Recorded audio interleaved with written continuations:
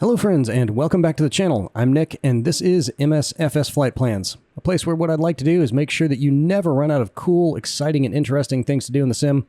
And the way that we try to accomplish that is by exploring the coolest, most exciting, most interesting places in the world.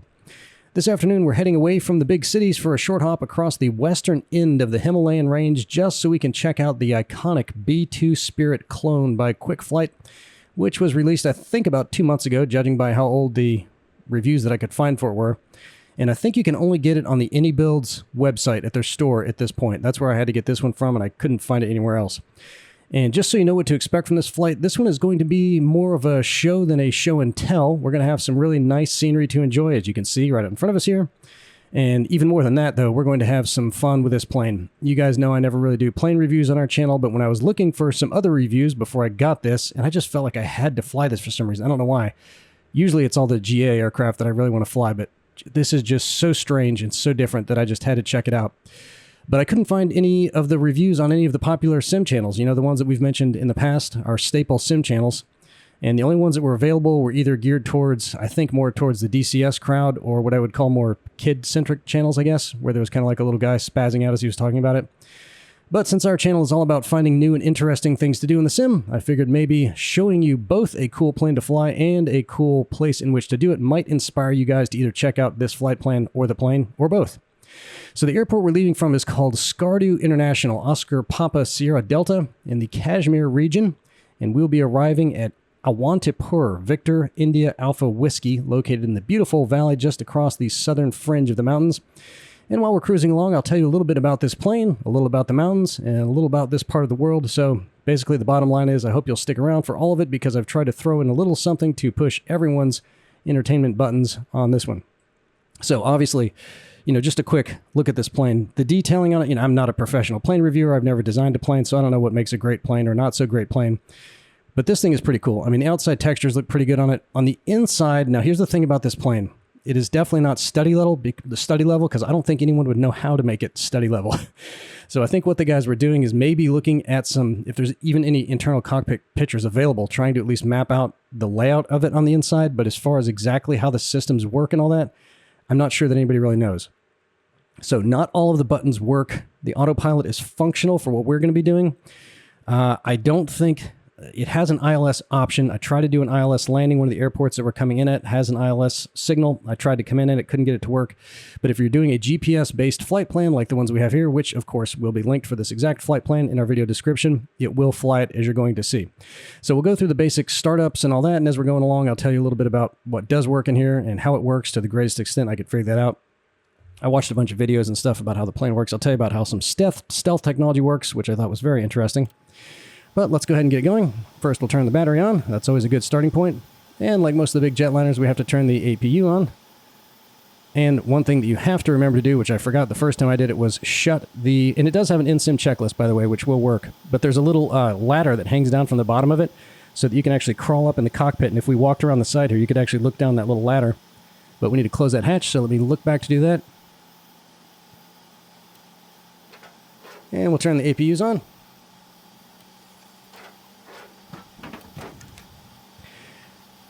Everything about it is pretty straightforward. These buttons here will work if we're trying to do some heading selection, which I guess you'd probably only use... Well, if you're flying on heading mode, that would work for that. I was trying to use that to select our GPS course, but our ILS course, but that wasn't working, so I'm not exactly sure, and I couldn't find a demo, and I don't think it has a manual either, so I couldn't figure out how to do the ILS approach, but I gave it a shot. And let's go ahead and check our barrel while we're sitting here. Alright, so now let's get the engine started up. And I don't know if it's this region that's a little bit performance intensive or if it's this plane, but I had to turn everything down really low, and we're still going to get a little stuttering, and because we're not in the Andes and we're not in the Rockies, the mountains will have some popping associated with them. So what you're looking for here is your in-1 speed to get up to around 18, and you can start the next engine. Actually, I guess that's in 2. And we'll just do that with all of them. Then we'll get our generators going, and then we'll be on our way. And very fortunately, it'll give you this nice little list of all these things that you need to make sure are turned off or turned on before you get going, so that's very helpful. All right, that one's almost at 18, so we'll go ahead and start number 3. And I was trying to think. I was flying around my first few test flights, and I was like, what are these two things sticking out here? And then I thought, I think I might know what it is. You know those little balls they have in a lot of the planes here that help you get your seat oriented correctly? I think this is what this is for. So I pre-programmed a setting for the seat. Let me get the last engine going and then I'll adjust it. So I think if you get that to where you're just looking at the end of it, you will be sitting in the right spot. So let me go ahead and hit that, and there we go. All right, all our engines are running, so now we can get the fuel valves open, and it says to do this after the engines are started for some reason, so we'll just do what it says to do. And we'll get our generators going. And get our bleed packs going. And get those. And then shut our APUs off and we'll be ready to go. And I need to make sure retract my speed brake. Stop. Stop. And speed brake is retracted. Alright, all we have left is our parking brake. Okay, if you saw my China flight, and if you've ever flown the F-117, this thing flies like a dream compared to that, even though they're both stealth technology planes. Alright, parking brake off.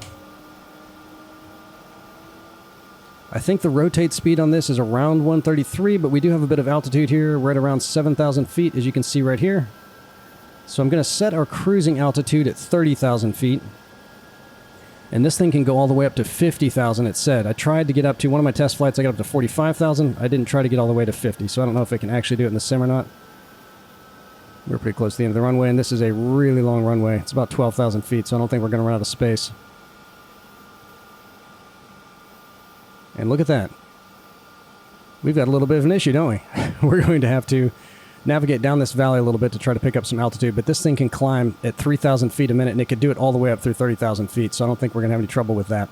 So let me go ahead and set our starting altitude at 30,000 feet. You can see that's going to be adjusting right down here on this little indicator. And I'm going to go ahead and set our climb rate for 3,000 feet a minute. And again, this will have no problem doing that. Just bear in mind, if you're wanting to alter this flight plan at all, if you decide you want to take this trip, that it's going to take some wide turns because it's going to be traveling, it's going to get up to 0.85 Mach pretty quick. So it's going to take some really wide turns. Alright, 30,000 feet. Landing light on. And let's go ahead and get our map going over here. And we'll zoom out a little bit. Alright, you guys ready to do this? I'm excited. I'm really, really excited. Alright, we're at 7,300 feet now. Everything else is in good order. We don't have any warnings showing up there. We don't have any flaps to deploy, much like the F-117, the Nighthawk. This plane takes care of all the flaps for you. It does have flaps. And just one thing I want to mention real quick. Let me jump outside the plane. As you can see, it doesn't have a vertical stabilizer. So, but if you use your rudder pedals, it will turn just like a plane that has an actual rudder. So watch what happens on the leading edges of these wings out here when I use the rudder pedals. See that? So I had to go and check that out and see how the plane turns by doing that. And one of the guys that was explaining it used an analogy of a kayaker.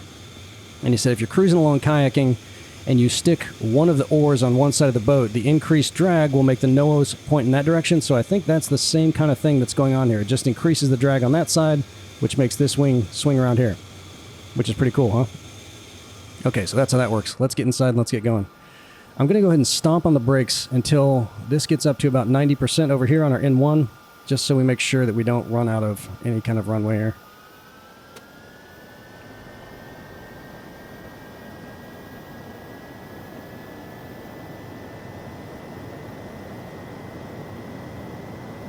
Alright, we're getting pretty close. Let's go ahead and do it. And as soon as we get up in the air and get stabilized and get our undercarriage retracted, I'll go ahead and turn the autopilot on as well.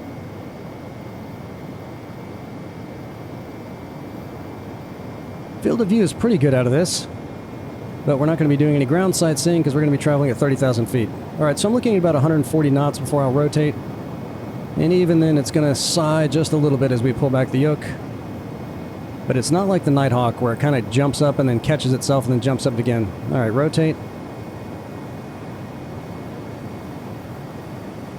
And I may even have to grab control of the plane again once I get autopilot on if it looks like we're going to come a little close to those mountains because I don't know what the turning radius is going to be like.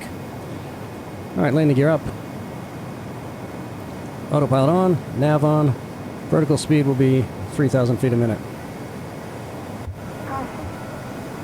That is the ground proximity caution there, because our gears are not down and we're a little too close to the ground for its comfort, so we'll clear that.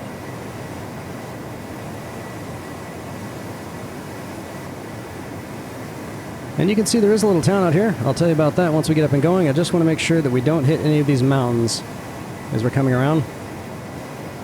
And I think I've got it drawn out okay, but you can see, especially once we start, we're already at 360 knots, which even though we're not at 10,000 feet yet, we're just going to do it anyway. And I think we're probably going to wind up being okay. So I'll go ahead and pull the throttle back a little bit just so the N1 is not in the yellow range there. I'm looking over at that center display.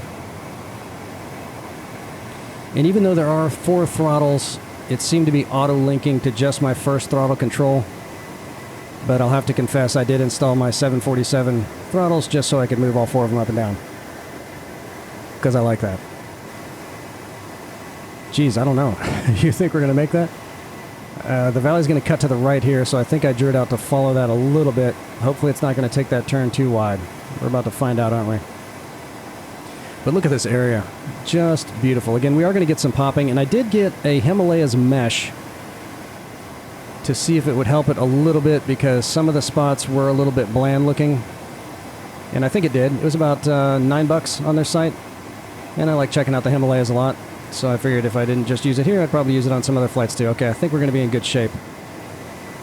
We're about to cross over 13,000 feet. Man, I really feel like I'm just eating the dash, but it seems that we're in the right spot. So we're okay. And for all you guys that like to drop bombs, this plane will do it. And once we get up over these mountains, I'll show you some of the other stuff that it can do. We won't drop the bombs just because I'm so afraid if I do anything DCS-like, I might actually try playing DCS, and if I do that, you might never hear from me again. Alright, that's going to be cutting it pretty close.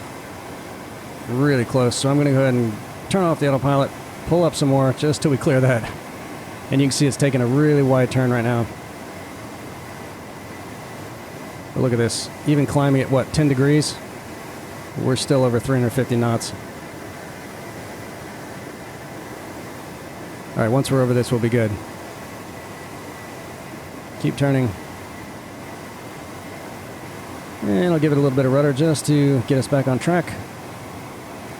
Just to make sure the autopilot picks back up on our line there. Look at this landscape. I set the time, this is the live weather, I set the time a little bit later in the afternoon to see if maybe we can get the sun kind of going down over the mountains as we come into our destination airport, which I'll tell you all about in a moment. So your vertical, your climb rate indicator is over here if you're looking for that, if you have this plane or if you just want to follow along at home. And you can see we're at about 3,000 feet plus right now per minute. Alright, let's try the nav again. Good, good.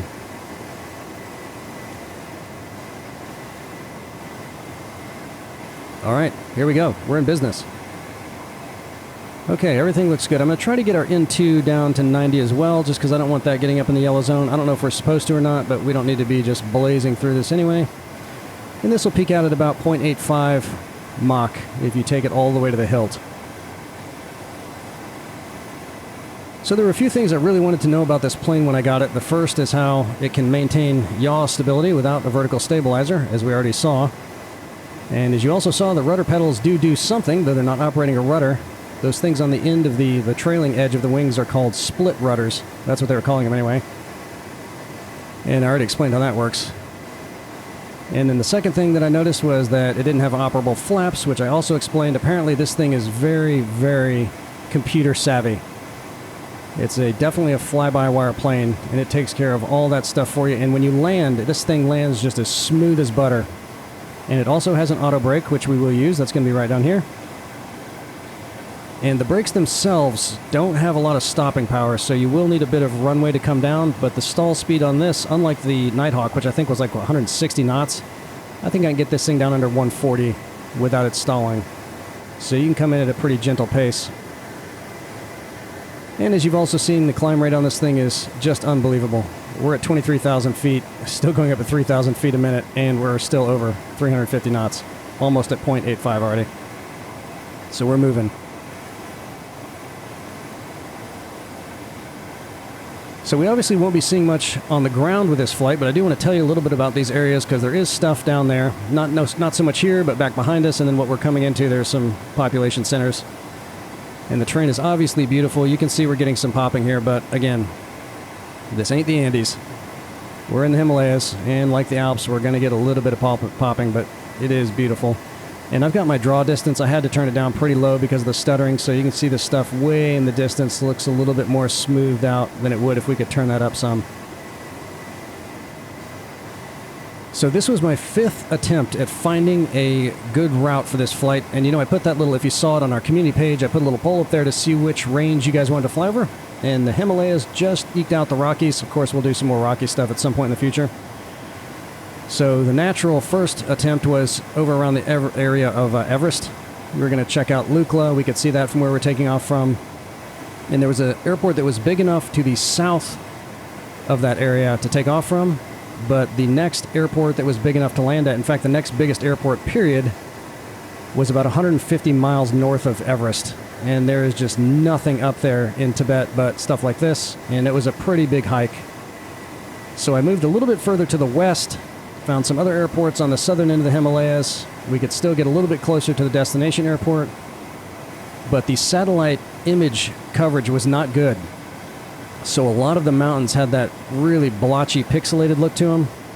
And there's even some of that out here, but if you take this flight plan that I've drawn out, if you upload this flight plan, it'll steer you around all that. And if you want to adjust it all and you just kind of stay close to it, you'll also avoid that, so you won't have to singe your corneas by looking at any pixelated graphics down there on the ground.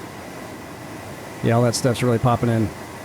I think that's about as best as I could get it. I tried tweaking it as much as I could with this plane, but that's what we're going to get.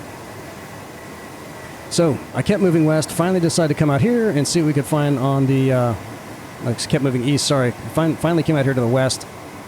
Took a look at this airport, which is the biggest one that was on the other side of the Himalayas, so we could come to the south. And once I saw it on the ground, and you saw how beautiful that was, I thought, yep, that's the one that we're going to do. So here we are. And that little town that was next to our departure strip is called Skardu. And if you happen to get a look at it while we were back there, I think it was frozen over, actually. But if you adjust the season so that everything's not frozen, there's a river running right next to it, and that is the Indus, which runs the entire length of Pakistan before emptying into the Arabian Sea, near the city of Karachi, and it gets most of its water from melting glaciers to the north and east, back in Tibet. And the first permanent settlements in Skardu are believed to be of Tibetan Buddhist origin, sometime in the 7th century AD. And from about 1000 AD on, it was relentlessly conquered and captured by all kinds of rulers, none of whom I had ever heard of, and I really couldn't tell where any of them were from. All I could glean was that the Mughals were involved on a few occasions. And around 1500, somebody built a big fort back there, which we had to fly right over to get through that valley, but I'll show you where it is on the end if you want to take a little bit more time looking around down there. And this flight's going to be pretty short. We're going to be down on the ground here in probably 15 more minutes, so before we get over these mountains, and there's a big valley here, oh gosh, and it looks like there's a fog bank. I may have to turn the live weather off if we can't see down there. But that's what we're coming into in this valley here. And I'm going to go ahead and start coming down now. And we need to be at about, let's see, the airport runway is at 5,300, so we'll come down to about 8,000. And the plane will even keep itself from overspeeding on the descent. My autopilot is automatically kicking me to 2,000 feet per minute of descent, and it will keep itself from overspeeding. It should. We'll dial it back a little bit if it doesn't. All right, 8,000.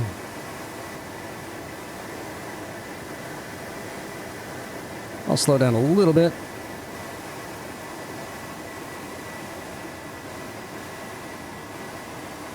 Alright, so getting back to this beautiful beast that we're flying, after I spent a little time figuring out how it stays airborne, I started looking into how its stealth technology works. And I was under the impression that the objective was to make it invisible to radar with all these planes, but that's not precisely accurate. And there are several different systems at work to make it, at the very least, hard to track on radar. In fact, I watched a video that said despite its massive wingspan of 172 feet, this plane has a radar profile similar to that of a large bird. And apparently the best way to make that happen is to minimize any forward-facing flat surfaces to the greatest extent possible. And if you take a walk around this plane on the ground, you'll see that there's virtually zero directly forward-facing flat spots, because that's the stuff that will reflect the radar signal right back to the radar dish. So the leading edges of the wings deflect off to the sides, and they come to a sharp point right in the front. There's no stabilizer, obviously. And even the edges of the intakes, if you look at them from the front, they're jagged. So there's no flat spots on there. And even the doors for the gears in the bomb bay, everything is jagged, so there are no flat edges. And the biggest threat in this regard while flying is any degree of deployment of those split rudders. So if we put it into stealth mode, which let's just go ahead and do that, if we look at it from the outside and we were using the rudders, which we won't do, you'll see that they're not activated. So it starts using differential thrust with the engines to turn, unless you're doing really, really tight maneuvering, so that those rudders don't come out at all, those split rudders on the trailing edges of the wings. And it even retracts the little navigation lights on the tips of the wings, because they're on tiny little pillars, and it'll pull those back in the wings too, which is pretty cool. Look at this area. Just amazing. So the next phase of protection comes from the paint and the construction materials they use for this thing, the precise composition of which is classified, so we really don't know exactly what it's made of. But apparently that absorbs radar energy, as well as having a very, very narrow forward-facing profile. But since radar isn't the only way to spot an aircraft, especially if you're tracking it with a surface-to-air missile, they had to find a way to reduce its heat signature. So again, if you look at it from the outside, you'll see that the entire engine assemblies are mounted on the top of the airframe with significant thermal shielding from the bottom. And when the exhaust is ejected from the back, the outflow ports are designed in such a way that it mixes the ambient air with the exhaust gases so that it's cooler, and it spreads it out in kind of a large swathe so that it doesn't look like a big pillar of fire that you'd normally see coming out from more conventional jets, especially when they kick those afterburners on. Alright, I'm just keeping an eye on this because I want to make sure we clear those mountains there. From 1987 to 2000, a total of 21 B-2 Spirits have been produced. All but one are still in service, and that one was lost to a crash in 2008. And the Air Force plans to keep the remaining planes in the air until 2032. I also saw 2040, when they'll be replaced with the B-21 Raider. And in fact, the first known flight of that one just happened a couple weeks ago. I saw a little news article about that. So along with its impressive stealth features, this plane also has an astounding range and payload capacity. It can go over 6,000 miles without refueling, which is roughly the distance from Maine to the southern tip of Chile. And it can carry up to 40,000 pounds of ordnance, which is unbelievable, including the largest nuclear weapon in the U.S. arsenal. I think it carries 6 of those.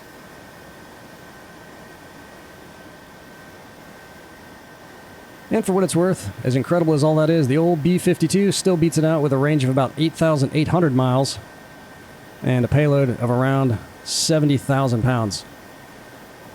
That is serious, and you guys probably know those things are starting to get to the point where we could maybe even accuse them of being ancient. It's amazing they can keep those things up in the air.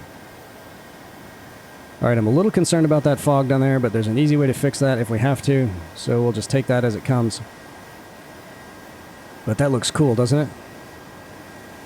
Really, really cool.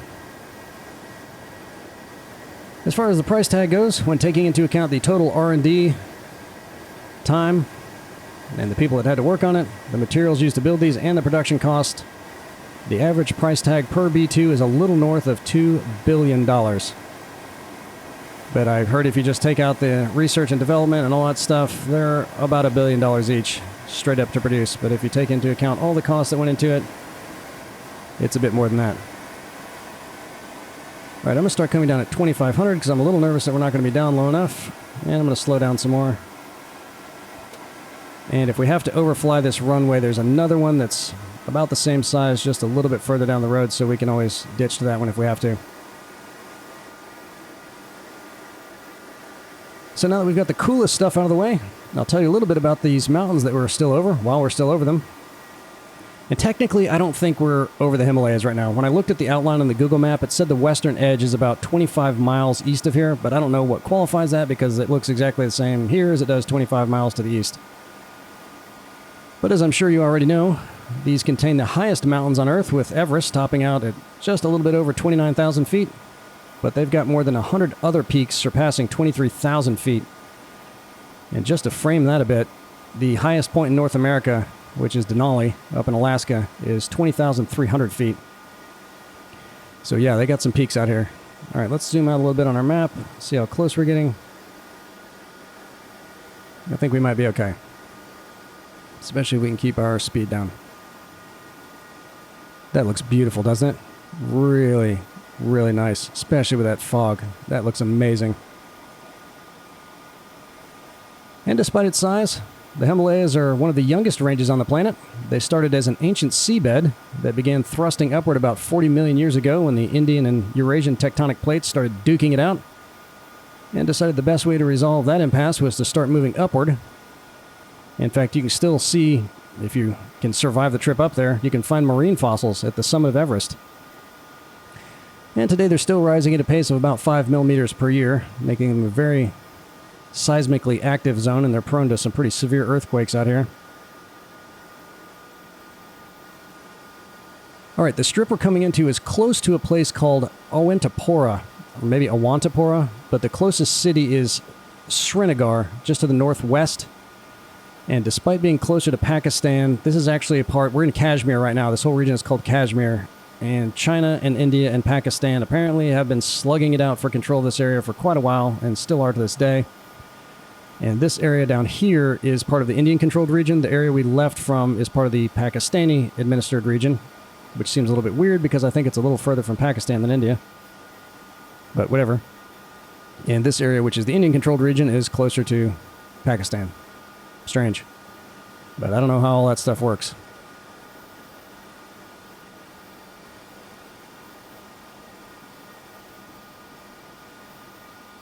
But the bigger town up here, the one that that's a little bit northwest of here, has a population of a little over 1 million, which makes it the second most populated in all of the Himalayas after Kathmandu. And it was first established in the 6th century, and by the 4th century, or 14th century, it had served as the capital for several different dynasties. And apparently the reason for that is not necessarily geographic proximity to anything, but apparently it's very, very pleasant out here. Because when it wasn't being a capital, it was summer retreats for a lot of the bigwigs. And despite being in the middle of all these mountains, the climate is about like it is in Atlanta, Georgia. It's at roughly the same latitude. In fact, almost precisely at the same latitude.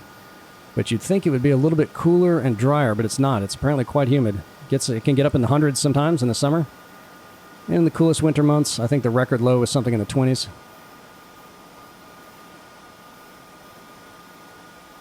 So both of these runways are pretty long, all of the runways that we've been on. The shortest is almost 11,000 feet, so you shouldn't have any problems with any planes, but just a couple flight pointers if you want to take a different plane for any portion of this. Obviously the altitude might be an issue. This total flight plan, if you take this one, is 137 miles, and your highest safe altitude as you head over the highest peaks will need to be at over 18,500 feet, so just keep that in mind. And you'll obviously be able to have to climb like crazy to get out of that initial valley, unless you just want to check out the sights while you make your way up to where you need to be, which probably isn't a bad idea because it's probably beautiful. But again, the runway length should not be an issue. And I'm trying to spot it because we should be able to see it now. And I'm not seeing it yet. It should be dead in front of us, and I'm hoping it's not buried in that fog. Oh, we're not quite lined up with it yet. Let's see. And we're getting a little bit slow. The plane's starting to nose up, so we'll pick it up a bit. And let's go ahead and get our auto brake on.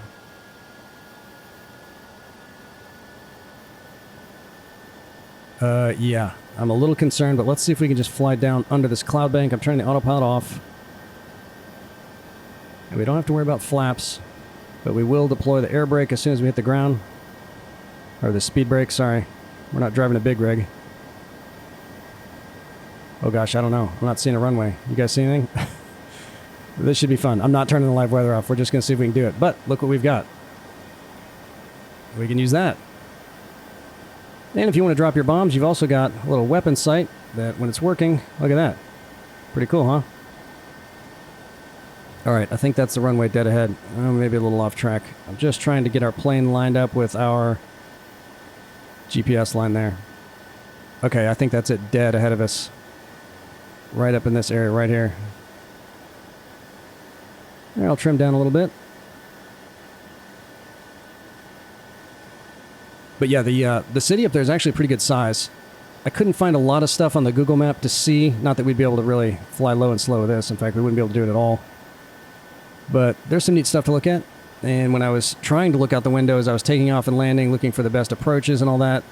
It looked pretty cool. The graphics looked pretty good. And we really didn't have all that much stuttering, so not too bad. We did get the popping, though. I'm really hoping that's the runway, because I cannot see it. And our little camera there is not helping us out at all. Let's slow down some more. Now let's zoom in some more, see how close we actually are. Alright, let's go ahead and get the gears out. She wants them out, we'll get them out.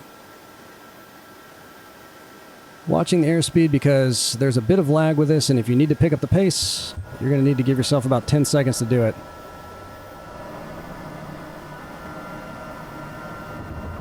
Well, this is interesting, and it will be fun.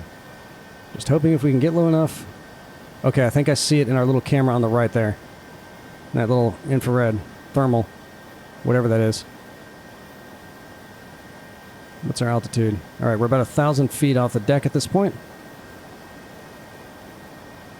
And we're just hoping that's the runway up there. But it's long, so if we have to dive down to it, we'll probably be okay. And we can slow down some more. And we'll get our landing lights back on.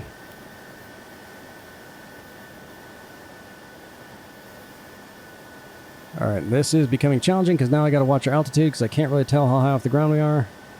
Keep our airspeed in check. And I really wish they had a climb rate indicator over here so I wouldn't have to look to the right to spot it. Just kind of going by feel right now. And watching our altimeter.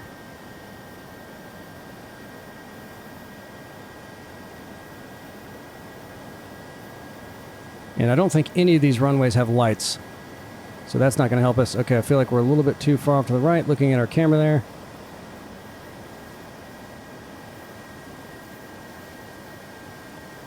Give it a little bit of rudder.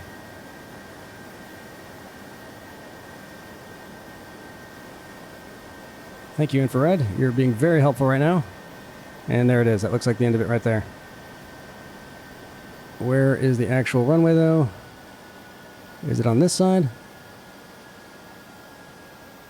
I can't tell where it is. Oh, there we go. Oh, it's skinny. Ooh, really skinny. Okay. I might be landing on a taxiway. I think I am landing on a taxiway. Oh gosh, let's just get over those trees. I'm coming down the taxiway, guys. Alright, here we go. We're going to do it anyway. Well, this will get us nice and close to the airport. Rudder, rudder, rudder. Caution. Well, I went to. Alright, get the speed brake out. Hey guys, we're here. That's how we do it. When we're flying stealth, we're landing wherever the heck we want to. Alright, well that was fun, huh?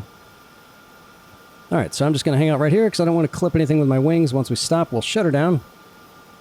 And I'll give you a quick little outside tour of the plane, then we'll come back in and take a look at little NavMap. I've got full brakes right now, and it's still... So I don't know if it's full-on auto braking. Like, my brakes might not be doing anything. It might just be doing the auto brake thing. Because I've got full brakes since we touched down. And we're still moving. Still moving. Go ahead and stop. Go ahead and stop. Caution. Alright, speed brake up. Parking brake on.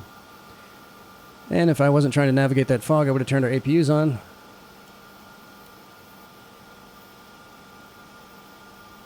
Alright, we'll shut the engines off.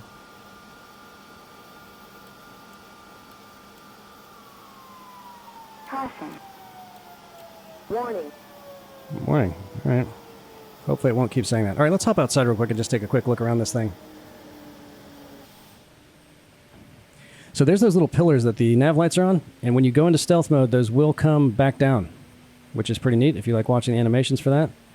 And the bomb bay doors open, and you can see the jagged edges on these things? Everything's got jagged edges on it. Though I guess that would be a problem if you were coming in somewhere, but I guess you probably wouldn't be landing if you're afraid of having a radar signature. Those APUs are pretty loud, aren't they? But if you look at the profile of this thing, you can see that any head-on radar signals, the only really flat forward-facing surfaces, I don't see any. I mean, even the cockpit windows would deflect it upward, and that point's certainly not going to reflect them. The tops of the engines have that little jagged thing going. And when you start the engines up, it's pretty cool. These little vents, these are the APU vents right here, intake vents. When you start the engines, these things will also open up. So there's 2 engines in each of these pods here, I guess. And then once you take off and start getting some speed, those things will close. So it's really cool. They've got a lot of stuff animated pretty well. And you can see it has deployed its own flaps. So they do work, you just don't work them. And it comes with, I think, 9 different liveries. All of them looked pretty obnoxious. Looked like you'd probably take it to a snowboarding party instead of trying to fly anywhere in stealth. So I took the more traditional livery for it. But it's a neat looking plane, isn't it? Really, really cool. And definitely different in terms of how it works. All right, let's hop back in. And we'll pull our little nav map where it's a little bit quieter here. And there's just a few things to look at because this is a pretty short flight. But here's where we are in the world. There's India. And here's Pakistan out in this area here. And this whole region here is called the Kashmir Region. And I think even China's involved with the dispute over that. So let me just show you, if you're thinking about taking a trip over any other part of the Himalayas, look at this. There are no airports on the northern side of it. They got a couple up here, but nothing out here. These 2 are both pretty big, though, so if you need to land something big, and this is the one I was trying to get to when I flew over Everest. And with the Orbix pack, they did put a couple of POIs in here as well, but they were just on some mountaintops, and I think they had done something with a little Tibetan shrine or something that's out here. But I looked for any of the base camps, which they said was also a POI, so I don't know if they modeled something down there or not. But here's where Everest is right here. And the main base camp is here, and they've got camp 1, 2, 3, and 4 coming up here, but I don't know that you can see any of those in the sim. And of course, I'm sure all of you guys have flown into Lukla before. That's where that is. And on our original flight, we could see that, so that was pretty cool. But as I was trying to go east here to find another way that might be a little bit closer to get to this airport, this is where all the really bad satellite imagery is. So you're going to be disappointed if you're wanting to see some good scenery from this airport, which I tried to take off from. And I think I may have tried this airport as well. But it looked really, really bad. The mountains themselves looked okay, but coming up into them, that really, really blotchy stuff, so that was too bad. This one obviously looked awesome. So if you're trying to avoid the blotchy stuff, there was a big patch of it over here, and I think there might have been another little patch of it over here. So if you just kind of cut in this general area that we came down, you should be able to avoid that without any problems. And the only thing that I really want to show you down here, so here's the big town, which looked pretty good. Looked really good, actually. I don't know how accurate it is to real life. And here's the Indus River running through here, and that goes all the way down through Pakistan, winds out here, comes all the way down here, and then this is where it dumps out way, way down here by the Arabian Sea in this area down here. But let me show that little fort real quick, just in case you want to do some sightseeing. I did not get a chance to check that out up close, but it's big. Look at that. And that was built around 1500. And there's still a lot of it there. So even if they modeled it flat, I would guess that it would create enough shadows that you could see where it was, but maybe, just maybe, you'll be in luck and they actually gave it some elevation, which would be pretty cool. Other than that, there's a couple of museums out here. They don't seem to have any significance. You wouldn't be able to distinguish them from any other buildings. They got lots of schools and stuff out there. Not really a lot of parks or anything, but, I mean, just the scenery itself was well worth it. And if for some reason you want to take off from a shorter strip, they got that one over there too. You can also take off this way if you want, which is how I did the first flight, but you really have to wind your way through these mountains. Even at climbing at 3,000 feet a minute, I had to take over from the autopilot and twist it all the way out here and come out here before I could get over this mountain because I wanted to come back around this way because I was trying to avoid the blotchy stuff. Then we came on down here, and here's where Awantapur is. And there's a little bit of a town over here. You saw some of that probably as we were coming in before we hit the fog bank, but here's where the big city is up here. And when I flew over in this direction before, that does look pretty good when I had the clear skies on. And what, do they even have a little stadium of some kind down there? I wasn't really looking for anything in particular because I was going really fast. But this approach on 31 does have an ILS if you want to give it a shot. And if you have this plane, and if you want to try it on ILS on any other runway and you get it to work, let me know. I might send you an email so you can tell me how that works because I'd like to try an ILS landing. I just couldn't, I mean, I could program my radio in my external hardware, but I didn't see it change the frequency anywhere because I couldn't find where the nav radio was. So it does have an FMC, as you probably saw in the cockpit, but it doesn't appear to be programmable in any way. So pretty basic plane, just different, fun to fly. Not a lot of people are flying them on YouTube, so I figured I'd let you guys take a look at it. But for 13 or 14 bucks, whatever I paid for it, I'm glad I got it because I wanted to check it out. And we'll probably, I don't know, I won't do more videos on this unless we have more mountains to fly over, but it was cool. So that's it, guys. Nice little short hop flight. If you're flying real fast, maybe take you 20, 30 minutes tops, depending on how fast you're going. But the main thing we got to learn about was this plane, some stealth technology, a little bit about this region that I probably wouldn't have ever flown over otherwise. So all in all, well worth it. I can't wait to see you guys again in the skies. Later.